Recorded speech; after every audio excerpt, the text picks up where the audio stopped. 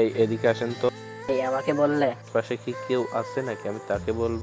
আচ্ছা বলো। ভাই আপনার বাসা কোথায়? বাসা কুষ্টিয়াতে।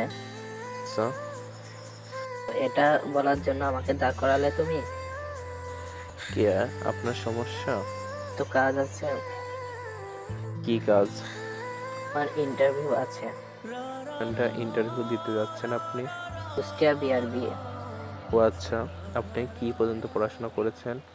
এই যে বেশি দূর না, ইন্টার। ও আচ্ছা, এই যে আমার ইন্টারভিউ টাইম তো শেষ হয়ে গেছে, আপনার সাথে কথা বলতে যে দিতে যায়, আমার তো ইন্টারভিউ নেবে না তারা। এখন আমি কি করব আপনি বলেন। আপনি আমার সাথে এরকম করলেন, ও কারণে আমাকে চেনেন না জানেন না, আমাকে ডেকে আমার সাথে কথা বললেন। আপনি আমাকে চিনেন কিভাবে? তোমার নাম রাব্বি না? এই তুমি কি আনিস ভাইয়া? রাব্বি, আমি তোমার আনিস ভাইয়া। তুমি ভাইয়া মাস্ক পরে রয়েছো কেন? আমি তো তোমাকে চিনতে পারিনি প্রথমে। এমনিতেই মাস্ক পরে রয়েছে আমি। দীর্ঘ 5 বছর তুমি কোথায় ছিলে ভাইয়া? আমি কুষ্টিয়াতেই ছিলাম। তুমি কুষ্টিয়াতে কি করো? এখানে কি তুমি জব করো? আরে না, কি করো? তুমি জেনে ইন্টারভিউ দিতে যাচ্ছিলে, সেখানকার অনার আমি।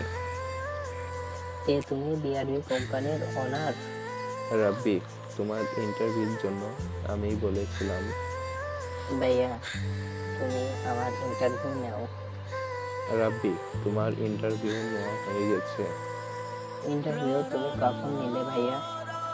রাব্বি, তুমি যখন আসতেছিলে তখন তোমার সাথে আমার ধাক্কা লেগেছিল। তখন আমি 1 লাখ টাকার বান্ডিল পকেট থেকে ফেলে বললাম। না ভাইয়া, এই টাকা আমার না। তখনই আমি তোমার ইন্টারভিউ নিচ্ছি।